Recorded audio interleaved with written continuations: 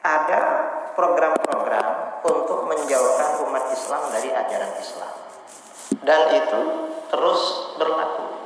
Dan ini macam-macam. Kelompok-kelompok yang menjauhkan umat Islam dari ajaran Islam ini bermacam-macam.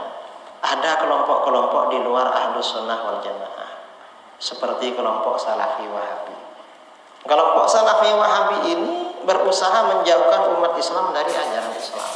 Cuma caranya beda, caranya pakai agama. Tapi mereka mengajak meninggalkan ajaran-ajaran agama, pakai bahasa agama, pakai bahasa mengikuti Al-Quran dan hadis. Ya sebenarnya ya bukan, Al-Quran hadis ini hanya dijadikan tameng aja. Sebenarnya agar umat Islam semakin jauh dari ajaran Islam.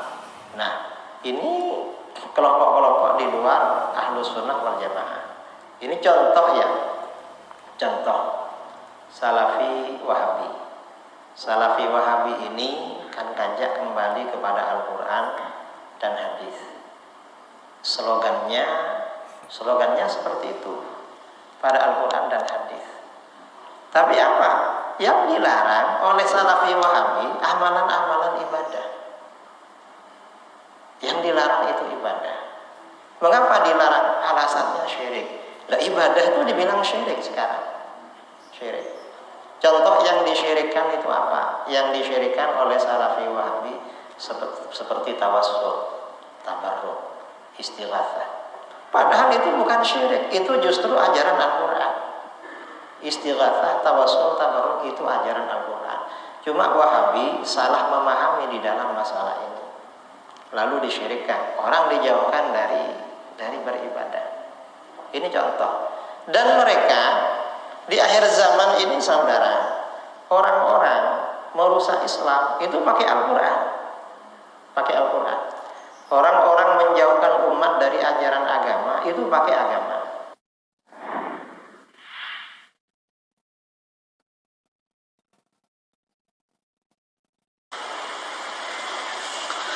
Masalah Wahabi, ya, pernah ya.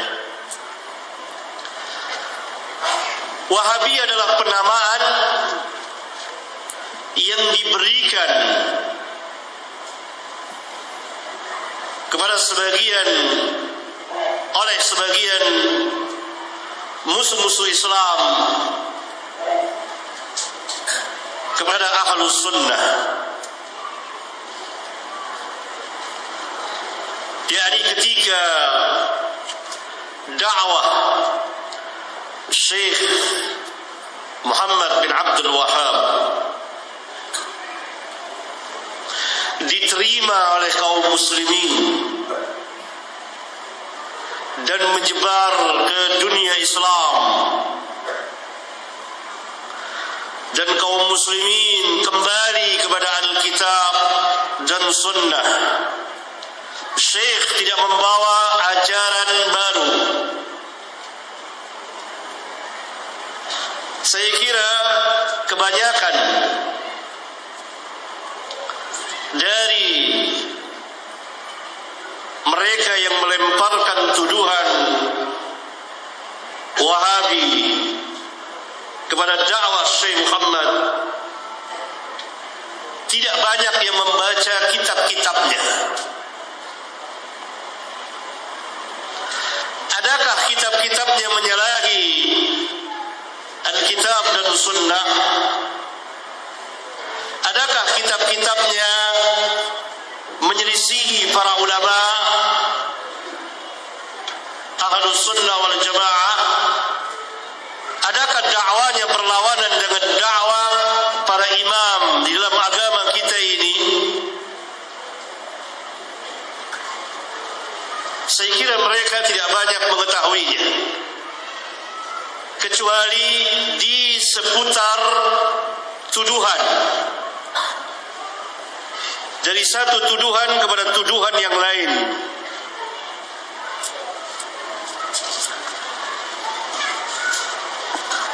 Ini pernah dibuktikan oleh salah seorang guru saya kepada sebagian kiai yang sangat memusuhi dakwah Syekhul Islam Ibn Taimiyah, padahal tidak pernah membaca kitabnya, tidak pernah sama sekali mengetahui dakwahnya. Diberikanlah sebuah kitab setelah dihilangkan nama penulisnya, cover depannya dihilangkan, karena dia seorang kiai bisa bahasa Arab. Baca kitab, bagus apa tidak? Baca, bagus, bagus. Berdalil qala Allah, qala Rasul, qala Allah. Apanya? Saya lupa apakah guru saya menjelaskan itulah Ibnu Taimiyah atau tidak, saya lupa karena sudah puluhan tahun. Tidak pernah membaca, tidak pernah mengkaji, kecuali tuduhan. Demikian juga dengan Wahabi. Nah, waktu itu dunia Islam, kelanjutan dari perang salib sebelumnya, maka ini perang dakwiyah, perang dakwah, menyebarkan agama masing-masing. Maka pasukan salib pun berdakwah dengan dakwah yang besar, menyebarkan agama mereka. Demikian juga kaum muslimin. Selesai mereka perang fisik yang besar, walaupun masih ada perang fisik, maka beberapa abad ke depan yang terjadi adalah perang dakwah. Maka pasukan salib berangkat ke negeri-negeri kaum muslimin, mencoba menjajah mereka sambil menyebarkan agama. Datanglah Spanyol, Portugis ke Indonesia ini, kemudian terakhir Belanda, kemudian Inggris di negeri kaum muslimin yang lain, terutama di Timur Tengah. Dan mereka tidak ingin adanya kebangkitan Islam. Dan Inggris melihat bahwa dakwah ini, dakwah Syekh Muhammad yang muncul dari Hijaz,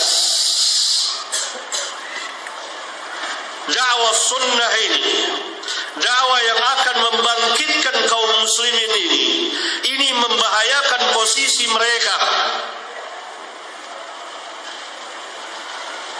Maka salah satu caranya adalah memisahkan dakwah ini dari kaum muslimin,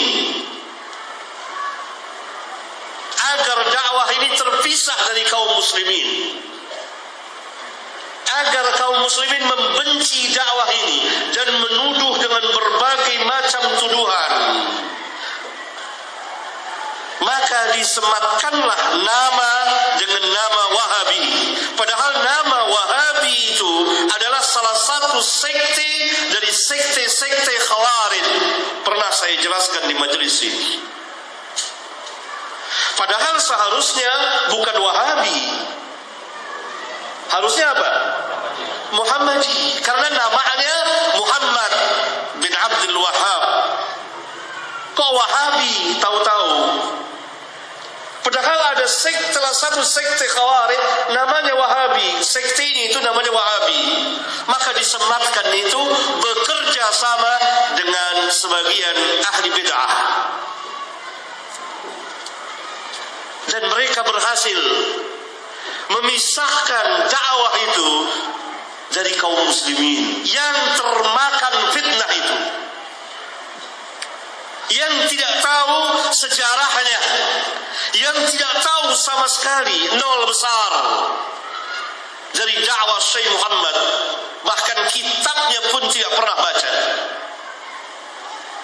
Coba baca kitab Tauhid. Kita tidak memaksumkan Syekh Muhammad, tidak. Beliau manusia, seperti manusia yang lainnya. Bisa salah dan bisa benar. Tapi penyimpangan, kesesatan, mana buktinya?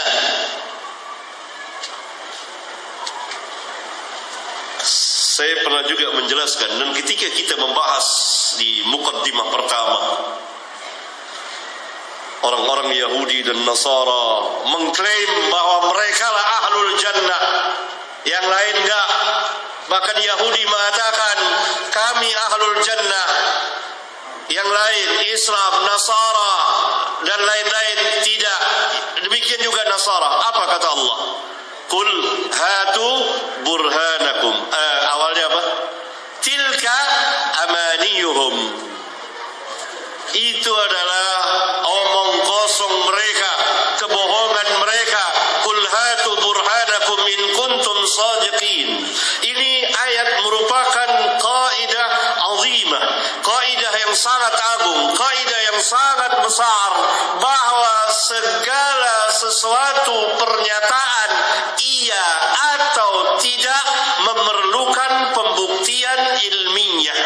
Saya ulang, segala pernyataan iya atau tidak, perintah atau larangan, benar atau sesat, surga atau neraka, dan seterusnya memerlukan pembuktian ilmiah. Mana buktinya? Qul hatu burhanakum in kuntum sadiqin, kata Allah. Jika kamu memang orang-orang yang benar, bahwa kamu, hei Yahudi dan Nasara, ahlul jannah, mana burhan? Hanya Islam yang memiliki burhan syar'iyyun wa aqliyyun. Qul hadhihi sabili ad'u ila Allah ala basiratin. Katakan, ini jalanku, yakni jalanku yang lurus. Aku ajak manusia ke jalan Allah atas dasar apa?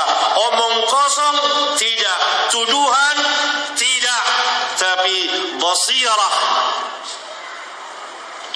Ditafsirkan oleh ulama ilmu, ditafsirkan lagi oleh ulama burhan, dalil. Seperti yang Allah katakan tadi, Qul hatu burhanakum in kuntum sadiqin. Ini dakwah Nabi Muhammad sallallahu alaihi wasallam. Ini dakwah Islam. Ana wa man ittaba'ani. Aku bersama dengan orang-orang yang mengikutiku. Hujjah. Maka mana buktinya?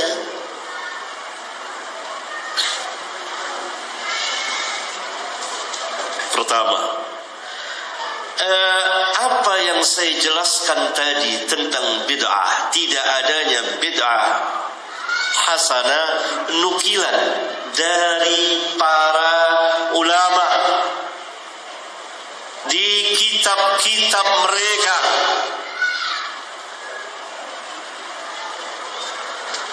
Dan semuanya mereka sama dakwahnya dengan apa yang orang katakan Wahabi.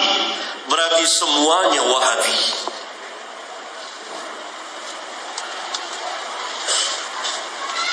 Paham?